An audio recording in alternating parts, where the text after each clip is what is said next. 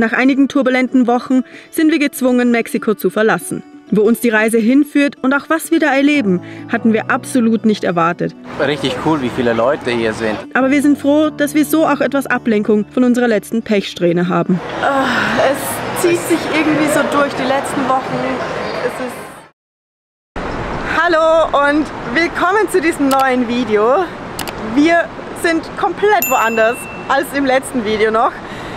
Wir befinden uns in Houston, Texas, in den USA und es fühlt sich so surreal an. Aber wir waren jetzt schon fast 6 Monate in Mexiko und deswegen mussten wir einen Visa-Run machen. Der gestaltet sich ein bisschen anders als ursprünglich geplant und auch das Herkommen war echt, also die das letzte Video gesehen haben, wir hatten ja erstmal 4 Stunden Verspätung und sollten unseren Verbindungsflug verpassen, aber was danach noch kam, das hatten wir echt nicht geahnt, aber ja, dazu später mehr. Wir sind hier in einer Wohnung, wir sind weiterhin ohne unseren Van unterwegs, denn der ist weiterhin in San Miguel de Allende zur Reparatur. Da gibt es einige Dinge, die gemacht werden müssen, unter anderem eben auch der Schaden, der entstanden ist vor meiner Abfahrt. Aber ja, gerade brennt uns am meisten eigentlich Kaffee, denn es gibt wieder nur diesen Americano-Filterkaffee in der Wohnung und wir brauchen was Richtiges. Also gehe ich mal vor und hol uns anständigen Kaffee.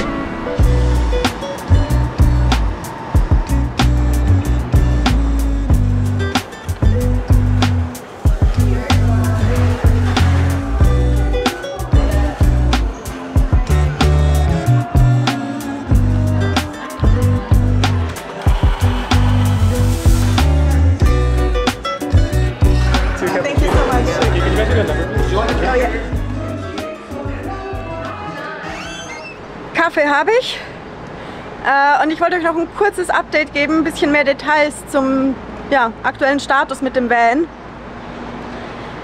Die Metallarbeiten gehen wohl voran.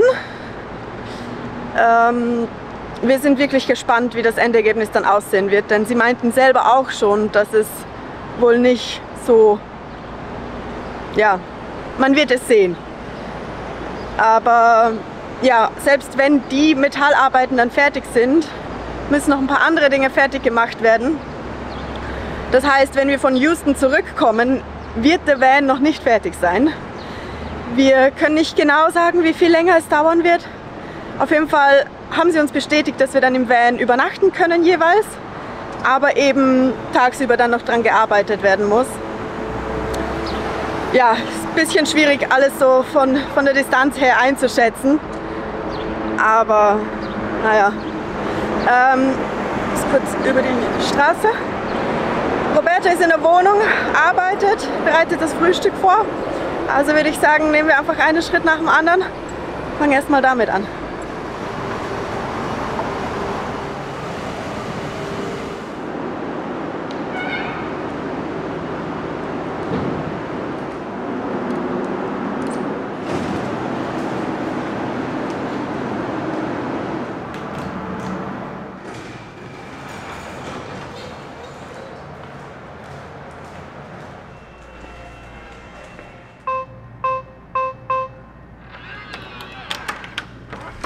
Kaffee ist da. Hallo. Morgen. Morgen. Hast du das gefunden? Ja. Sieht gut aus. Ich hoffe es. Also zumindest das Design haben sie im Griff. Ja, voll. Frühstück? Ja, ist schon fast fertig. Yeah. Keine Ahnung, wie wir uns so eine Wohnung leisten können, also beziehungsweise wieso die so günstig ist. Eigentlich würde ich sowas total außerhalb unseres Budgets erwarten. Aber ja, umso mehr hat man Lust, in dieser Küche auch Frühstück zuzubereiten. Ja, und bei so einer Küche muss man das gleich ausnutzen. Wir machen uns mal wieder Rühreier. Sind schon Ewigkeiten keine Rühreier, oder? Mhm, freue mich schon. Ja. Und wir wollten euch ja noch erzählen, was beim Flug alles schiefgegangen ist. Ja, zuerst hatte der Flug 4 Stunden Verspätung, dann waren es auf einmal 6 Stunden Verspätung. Und dann kam das Beste, als wir boarden mussten, oder hätten boarden sollen, hieß es, dass wir einfach nicht auf dem Flug gebucht waren. Die hatten uns einfach den Flug auf den nächsten Tag verschoben, weil wir ja sowieso den Anschlussflug verpasst hätten. Und uns hat uns einfach niemand informiert. Und da standen wir einfach gefühlt etwa 6, 7, 8 Stunden da am Flughafen und wir konnten nicht fliegen. Das hieß dann für uns, wir mussten uns ein Hotel suchen, wobei sie haben uns ein Hotel gefunden. Wir haben da 6 Stunden übernachtet, denn am nächsten Tag ging der Flug um 6 Uhr morgens. Wir mussten um 4 Uhr schon da sein. Ja, es war eine richtige Katastrophe. Dementsprechend war auch der nächste Tag eigentlich vorbei. Und irgendwie läuft seitdem oder schon vor dem alles schief und keine Ahnung. Wir hoffen, dass jetzt hier in Houston alles besser läuft.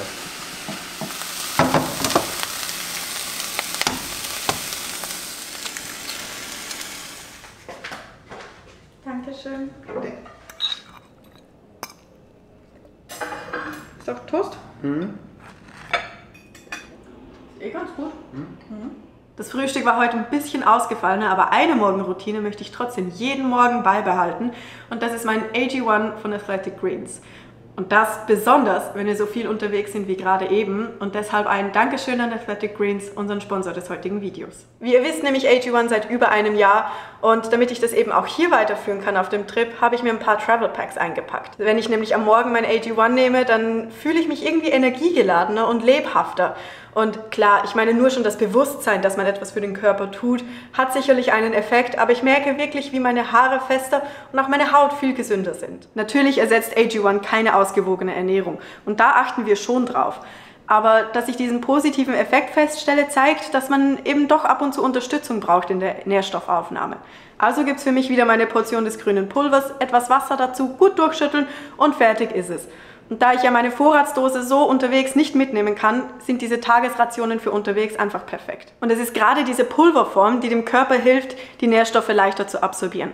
Von den 75 hochwertigen Inhaltsstoffen, das heißt Mineralien, Vitaminen, Botanicals und vielem mehr, will man doch wirklich ein Maximum herausziehen. Ich kann aus eigener Erfahrung hinter dem Produkt stehen, aber im Endeffekt muss jeder für sich selbst entscheiden.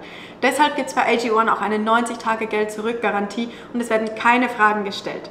Also probiert es doch einfach selber aus. Wenn ihr über den Link in der Videobeschreibung bestellt, erhält ihr beim Abschluss eines neuen Abos außerdem auch einen Jahresvorrat an Vitamin D3 und K2-Tropfen, diesen Shaker, eine edle Vorratsdose und 5 Travel Packs gratis mit dazu. Wir machen uns jetzt fertig und dann geht's nach Downtown Houston.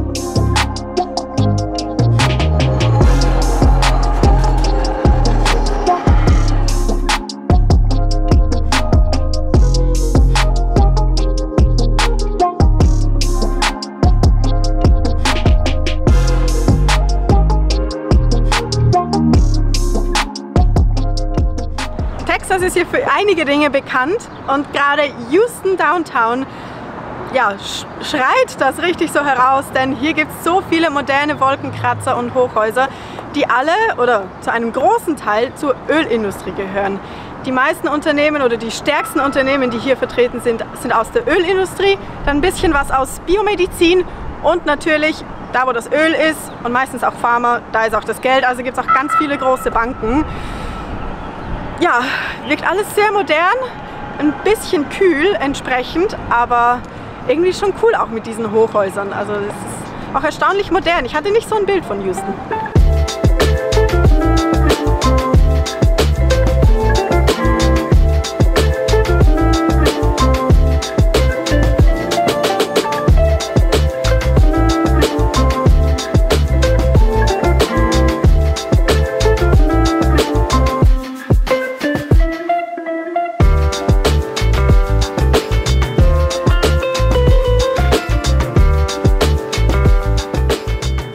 Diese Stadt scheint wirklich wie ausgestorben, aber das hat zwei einfache Gründe.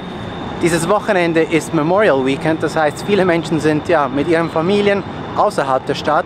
Und das andere ist, all diese Hochhäuser sind miteinander durch ein unterirdisches System verbunden. Es gibt ein Tunnelsystem, welches ja, fast 10 Kilometer lang ist. ganz schön frisch da unten und ja, deshalb sieht man so wenig Leute hier. Entweder sind sie in den Fahrzeugen oder halt in einem Tunnelsystem unterwegs.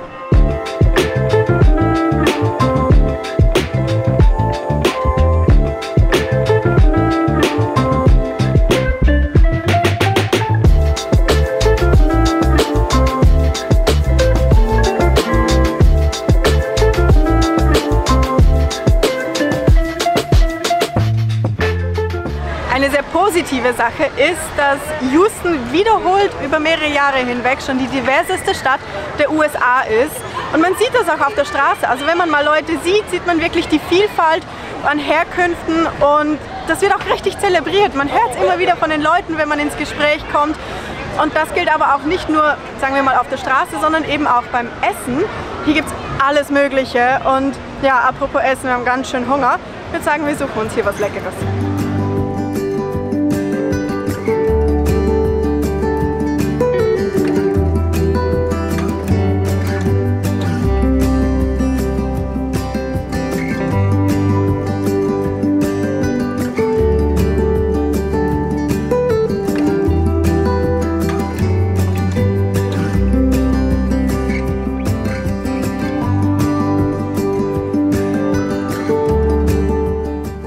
Also damit hatten wir nicht gerechnet. Überhaupt nicht. Also wir haben uns vorhin schon gedacht, wieso sind so viele Leute hier in Spider-Man-Kostüme?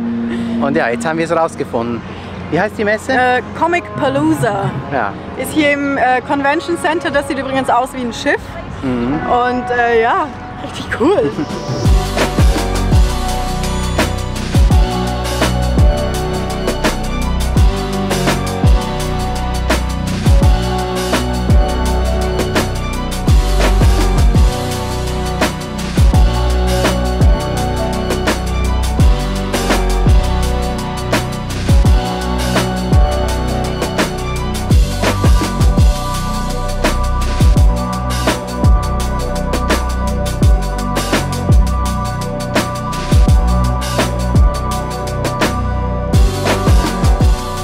Hier in Houston gibt es an ganz vielen Wänden Murals und ja, dahinter ist auch eine politische oder vor allem sozialkritische Botschaft.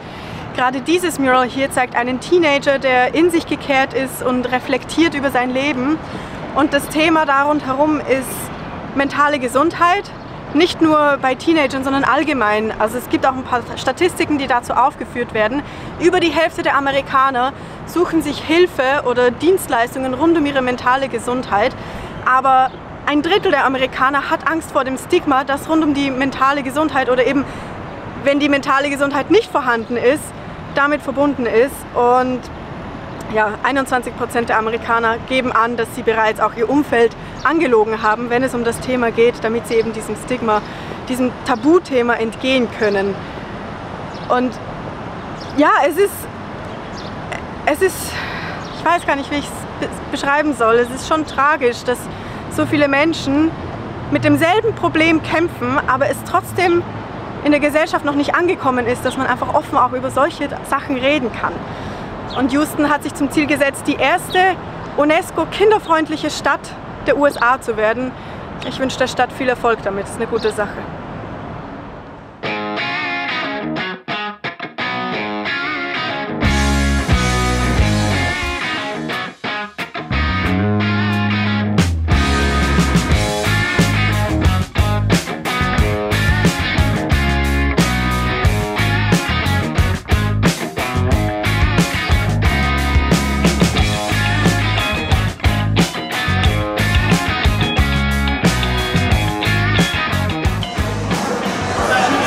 Zeit zu essen.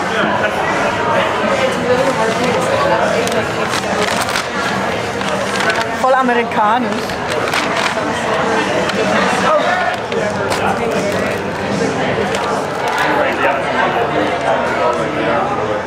Und schmeckt das? Mhm. Ja. Gute Wahl. Probieren?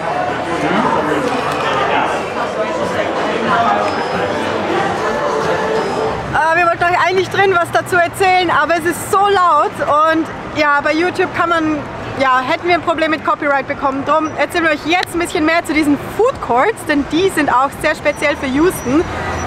Fast alle, mit denen wir gesprochen haben, meinten, Houston ist gleich Essen, Food.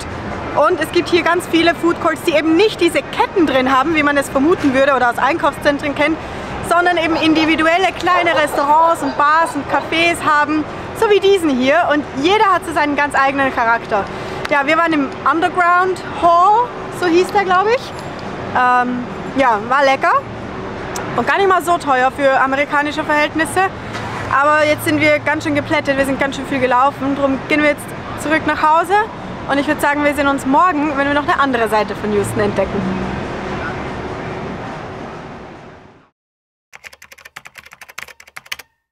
Ein weiterer Tag in Houston. Und wie gestern angekündigt, ich glaube, wir haben es erwähnt, wir sehen uns heute ein bisschen was anderes an. Wir verlassen Downtown, obwohl, vielleicht gehört es trotzdem zu Downtown. Auf jeden Fall ist es sehr anders als die Straßen hier. Ich freue mich schon riesig.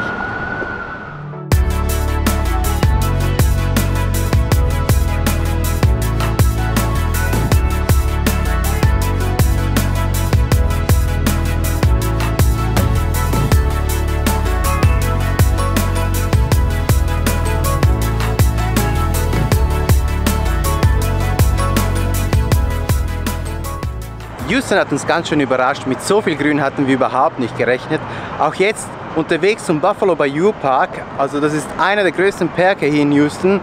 Ja, läuft man hier entlang dieser Promenade, Grün, Wasser.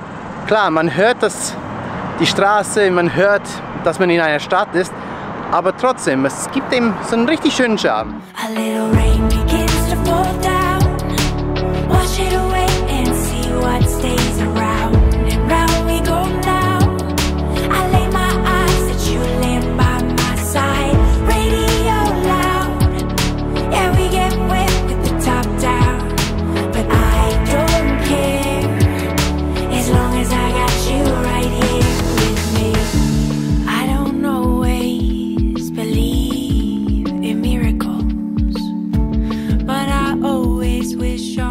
Na, wie gefällt es dir hier? Warm ist es, ich bin komplett vollgeschwitzt. Ja, ich auch. Vielleicht wollen wir in den Schatten setzen. Ja, wir sind schon im Schatten, aber es ist trotzdem warm. Wow. Aber auch 30 Grad hier in Houston.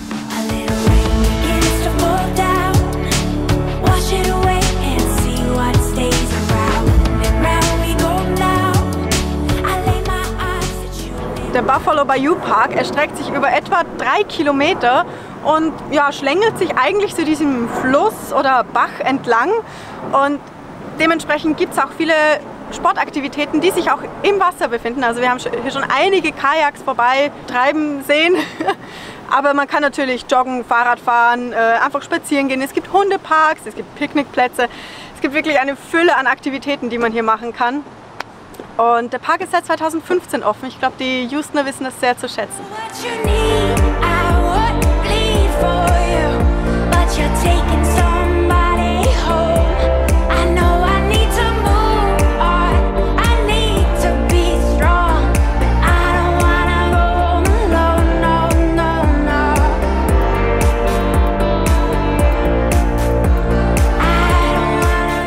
So schön hier. Wir haben hier diesen... Ja, was ist das eigentlich so ein... Also das heißt Amphitheater. Ich glaube, das ist auch eine Fläche, wo es auch Events gibt. Aber jetzt ist es eher so einfach eine Grünfläche, wo Leute Picknick machen. Mit einer wunderschönen Aussicht. Genau, vor allem die Skyline da hinten, die ist ja richtig cool. Ja, richtig schöne Stimmung hier. Ja, und was wir uns in Houston auch noch angesehen haben... Ja, wir sind ja nicht erst seit gestern hier. Genau, ihr kennt vielleicht den Spruch, Houston, we got a problem. Okay, der ist sehr peinlich, aber hier gibt es ein Space Center und da waren wir auch. War echt spannend, da gab es viel zur Mondlandung und Spaceships und... Allgemein über die ganze NASA. Ja, es war wirklich sehr spannend, aber halt schwierig mit der Kamera. Und ja, ich glaube, ihr hört schon, es ist ganz schön laut. Hier gibt es nämlich noch einen anderen Event. Hier im Park gibt es nämlich Jazzy Sundays. Und da sind wir jetzt.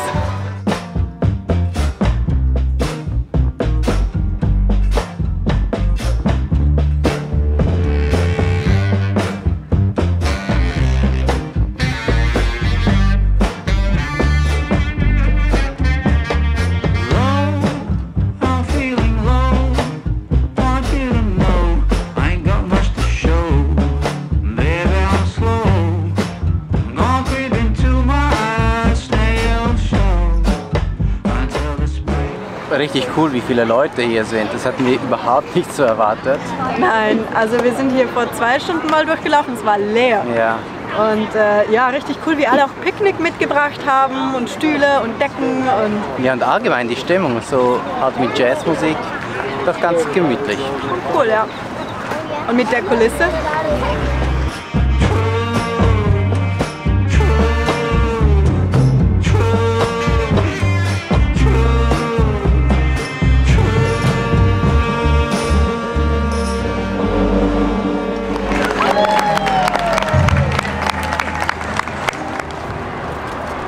Das war doch ein richtig cooler Abschluss vom heutigen Tag. Dieses Ja. Jazzfestival, unglaublich. So eine tolle Stimmung, Ja. das hatten wir gar nicht erwartet. Überhaupt Also, nicht, ja. Ja, und allgemein Houston hat uns in so vielerlei Hinsicht so positiv überrascht. Ja. Also wir hatten eine ganz andere Vorstellung von der Stadt. Vor allem, dass sie auch so grün ist. Also Ja, wir dachten, Texas ist gar nichts grün. ja, heiß, konservativ, all die Klischees, aber das erfüllt Houston auf jeden Fall nicht. Nein. Ja, wir gehen jetzt langsam zurück, denn morgen fliegen wir schon wieder weiter. Ja, das heißt, wir müssen packen und wir hoffen, euch hat dieses Video auch gefallen. Wir verabschieden uns. Ja, Abonniert den Kanal, falls ihr es noch nicht getan habt. Liked das Video, kommentiert fleißig. und wir sehen uns nächste Woche wieder. Bis dann. See you! Ja. Ja. Ja.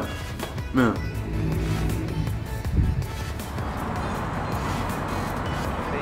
Perché in Houston?